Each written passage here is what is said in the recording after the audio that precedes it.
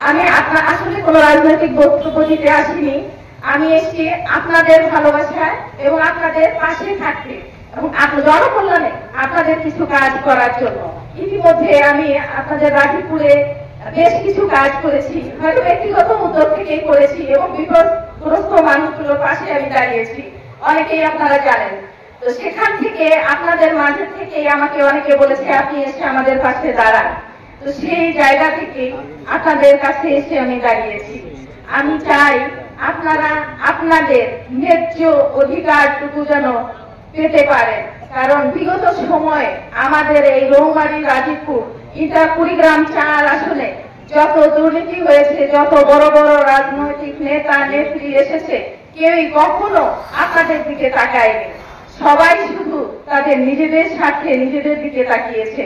তার সবচেয়ে বড় প্রমাণ আপনারা এখানে দেখতে পেয়েছেন জাতীয় সরকারের প্রতিমন্ত্রী জাকিরকে, যিনি কিনা রাজীবপুর বাজারেও প্রায় বোধহয় 15 থেকে 20টা ঘর দখল করেছিল তার ক্ষমতার বলে। এখানে নুরজাহানের বাড়ি কিনেছিল, প্রত্যেকটা থানায় তার বাড়ি কেনা। আপনাদেরকে বঞ্চিত করে আপনাদের হক সে কেড়ে নিয়েছিল।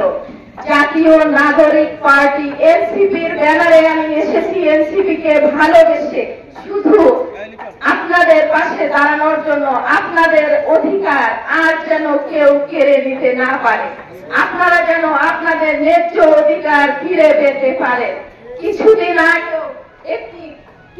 আগেও একটি ঘটনা ঘটেছে মোহনগঞ্জ ইউনিয়নে, যেখানে আপনাদের ভিজিটিং কার্ড কেড়ে নেওয়া হয়েছে এবং আপনাদের কাছ থেকে 8,000 করে টাকা চাওয়া হয়েছে।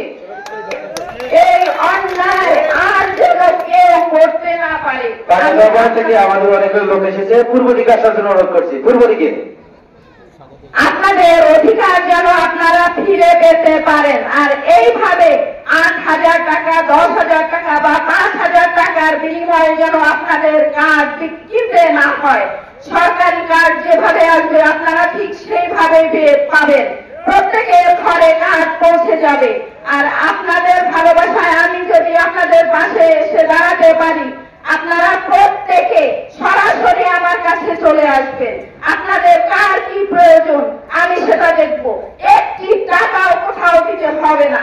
এবং আমি যেহেতু একজন নারী, আমার বোনদেরকে বলবো, নারীদের জন্য আমি একটি অন্তত এখন আপনারা দেখছেন একটা ক্ষেত্র তৈরি হয়েছে, যেখানে এসে আপনারা কথা বলতে পারবেন, আপনাদের সমস্যা জানাতে পারবেন, আপনাদের সমস্যাগুলো যেন সহজেই সমাধান করে যায়।